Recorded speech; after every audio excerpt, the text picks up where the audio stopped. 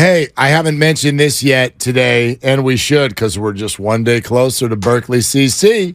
So if you'd like to play golf with one of the shows right here at 95.7 The Game, a few spots have opened up for our Berkeley Country Club Day next Tuesday, the 25th. Please only enter if A, you like golf, B, you're available, and C, you don't mind playing with somebody who plays with yellow golf balls, which Dan Dibley is now holding up to the YouTube audience. Yeah, I am. I'm triggered by this. I'm coming at you with the yellow. What do you want me to do? You want me to use a blue or a red one? You do you, Mark, but Old Yeller is coming out to get you on Tuesday. Contest page, 957thegame.com. Enter for your chance to win. We welcome in Tim Kurkjian of ESPN. Tim, are you available next Tuesday, and do you golf? I play golf, yes. And I don't use a yellow ball if I can avoid it. Nope. And I love to play. I just don't get to play very often anymore. No jokes. Yeah. Say that again, man, especially this time of year, right, Tim? I mean, what kind of a deadline are we expecting, and how aggressive do you think the Giants will be? It's hard to be the deadline, but there are so many teams that need a pitcher. They need a bat in the middle of the order. And there's so many teams, because weak centrals, that may not really have a chance to make the playoffs, have to go for it anyway because they can't give up on a season when there's still a chance to make it, because this is the one sport where you can make the playoffs as the last team in, like the Phillies last year, and end up in the World Series. So I think it's going to be a busy deadline, and yet others have told me there aren't enough sellers to make for a busy deadline because so many teams are kind of in it, and so few teams are way out of it. So my guess is I still think it's going to be fairly aggressive, but it's a hard one to read, I must say. And if you're looking at the Giants and their needs, are they unique in terms of they're a team in need of a shortstop and some starting pitching, or are there other teams with similar needs against whom they will have to compete? Well, almost every team needs another starting pitcher, maybe even the Dodgers. Certainly the Diamondbacks, who are tied with the Giants at the moment, they desperately need a starting pitcher if they're going to get to October and then try to do anything in October. And, the Yankees need a hitter and a pitcher. All sorts of teams are going to be out there, and I just don't know who's available, though. It's hard to tell. I mean, is Marcus Stroman going to be available from the Cubs? Is Lucas Giolito? I mean, could Dylan Cease actually move from the White Sox? None of these questions are clear to me, and it takes right up until the deadline before you actually know for sure. I'm telling you, fellas, I've had GMs tell me over many years, if we win tonight, then we're going to be buyers. If we lose tonight, we're going to be sellers. That's how fine the line is between whether you're in or whether you're out. Wow, that's wild. Now, Tim Kurkjian, ESPN, you've mentioned obviously starting pitching is at the premium here, but Farhan Zaidi has already publicly stated they're looking at middle infield help unless Casey Schmidt, Brett Wisely, these guys kind of step forward the next few weeks, and they most clearly have not.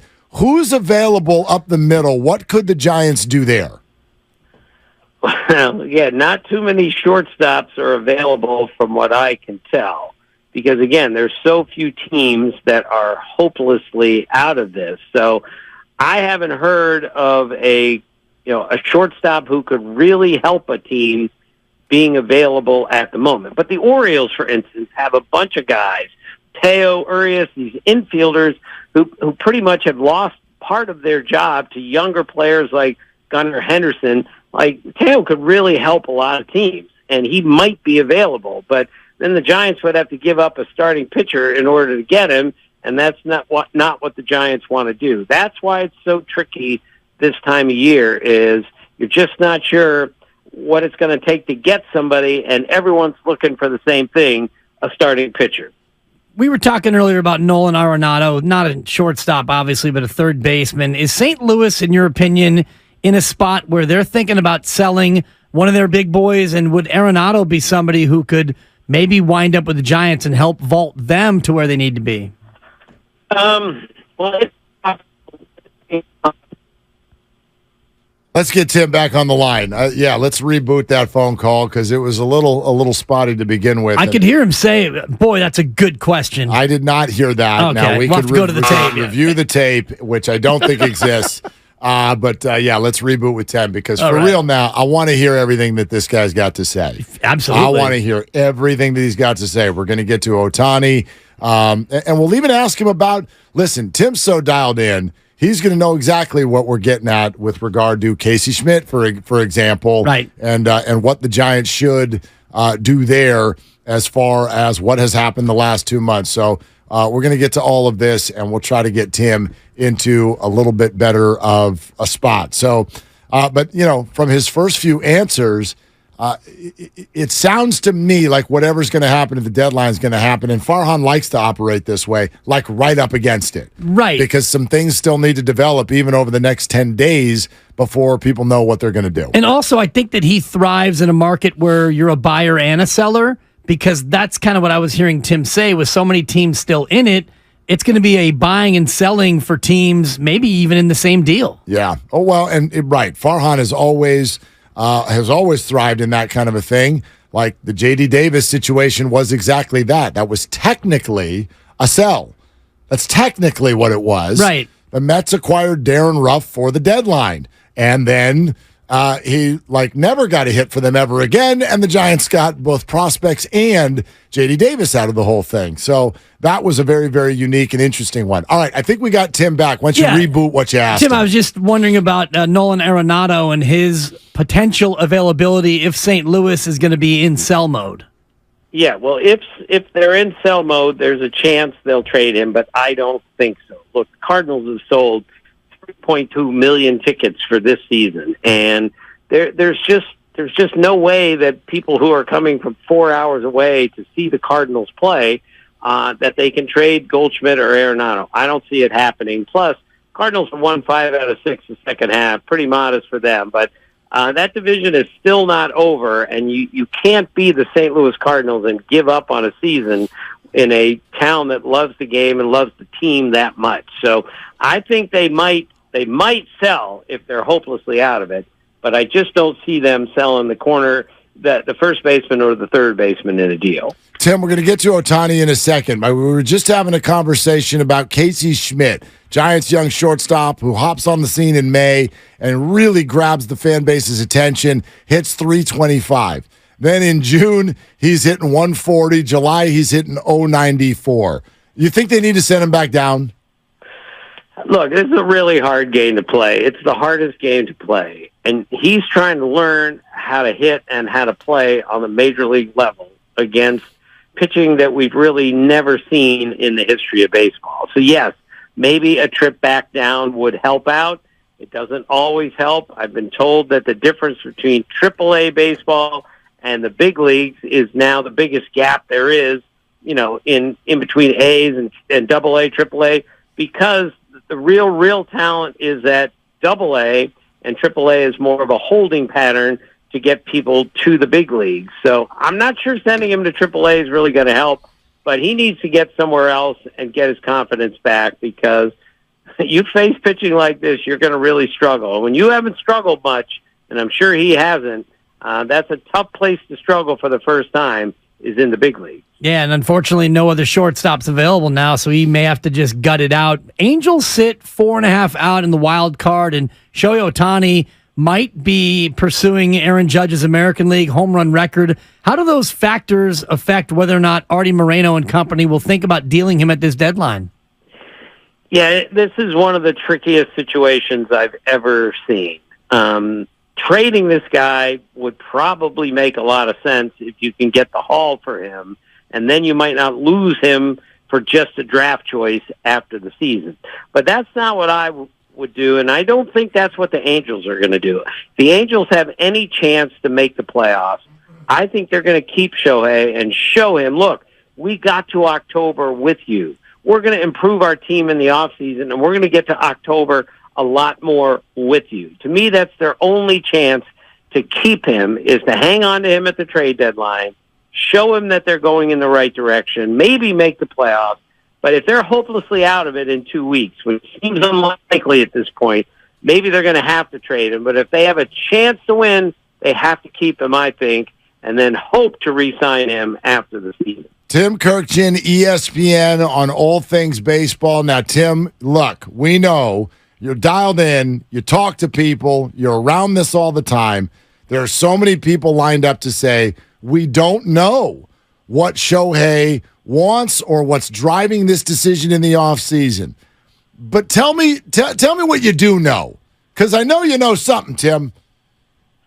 Well, he really wants to win. I also know that he really wants to be a great player for a long time, and that means he needs to find a place to play where he really loves to pitch and he really loves to hit.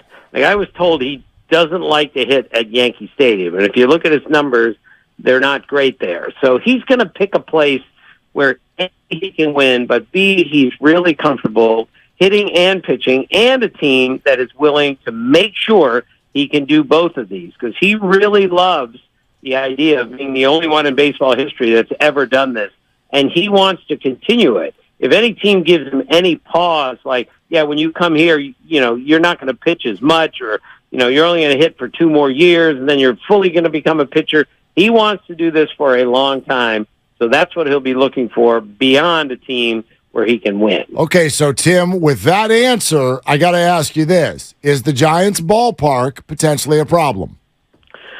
Well, it's a big ballpark, but that certainly helps him as a pitcher. It may not help him as a hitter, but as far as I know, I don't know what he thinks about playing in that ballpark. If he doesn't like it, if he's not comfortable, if I don't like being on that mound, that's going to play a factor. But I'm not sure where the Giants are in this. They've been after star players for a couple years. This would be the biggest star they could go after.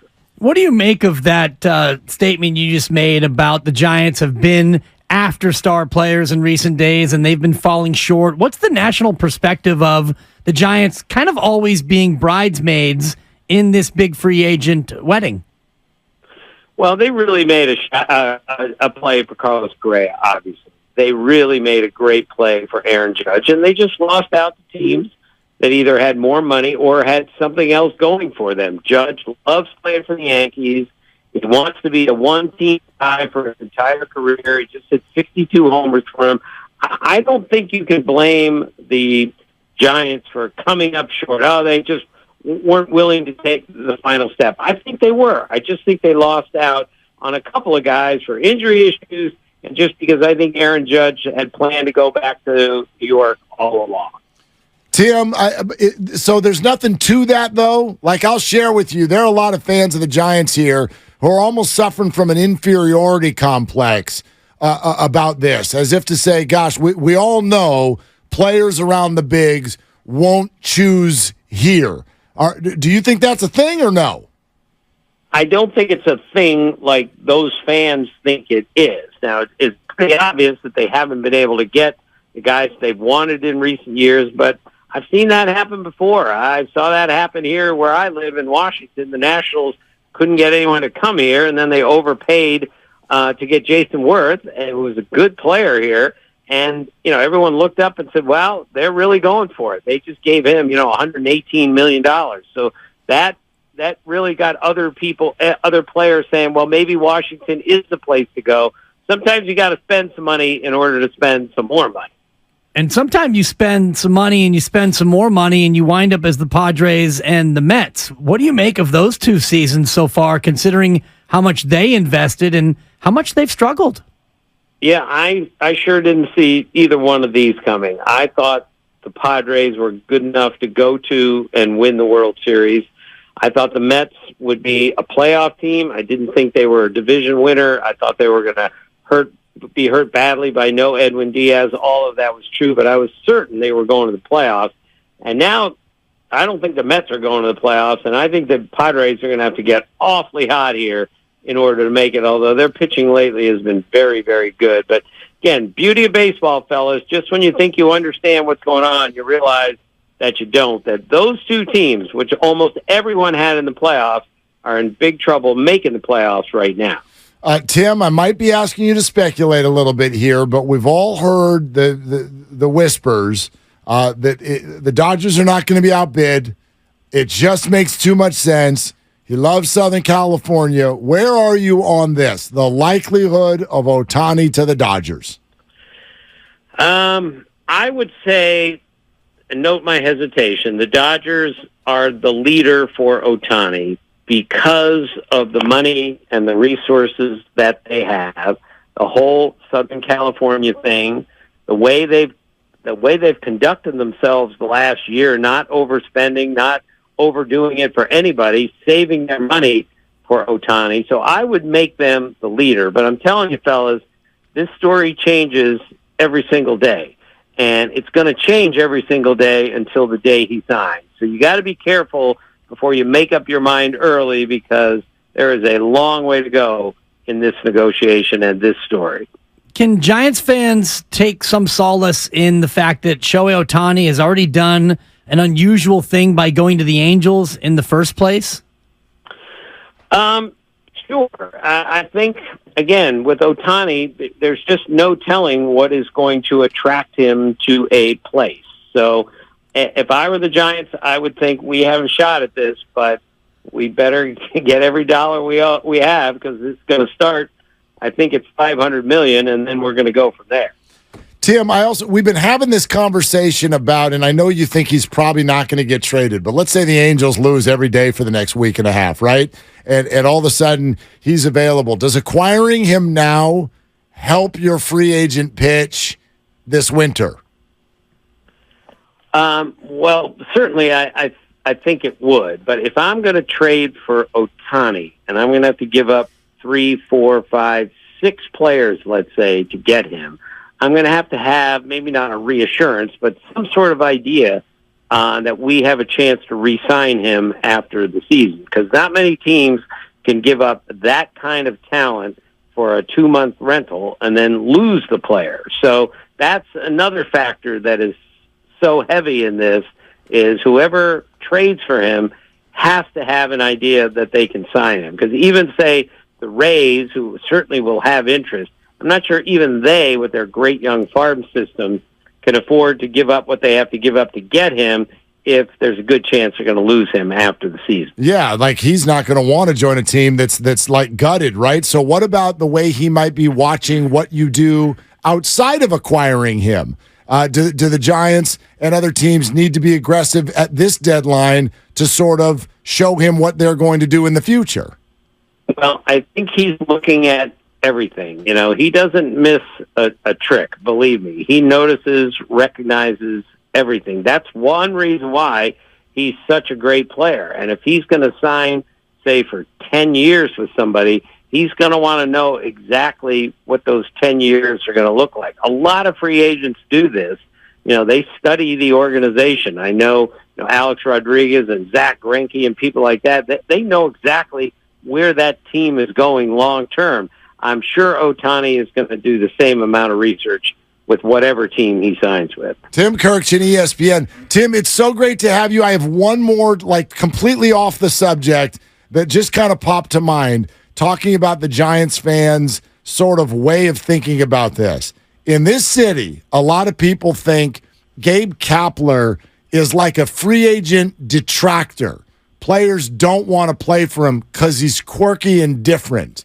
Is that actually the case? I think at one point it might have been the case when he was in Philadelphia, but I don't think it's the case anymore. The year they had a couple years ago, the year they're having this year without significantly great talent, I think proves again Gabe Kapler is a good manager, and he is easy to deal with despite being a bit quirky. He's not going to be a reason that somebody doesn't sign with the Giants. So it's okay for a manager to be in better shape than the players and do IG stories about dripping cheeseburgers. Is that right? That's exactly right. Okay. I think he is in the best shape of any manager and in better shape than 90% of the players. If not 95. 90% of the population, yeah, even higher. Tim, awesome, man. Thank you for doing it. All right. Thank you, guys. See you. Thanks, Tim Kurkjian, ESPN.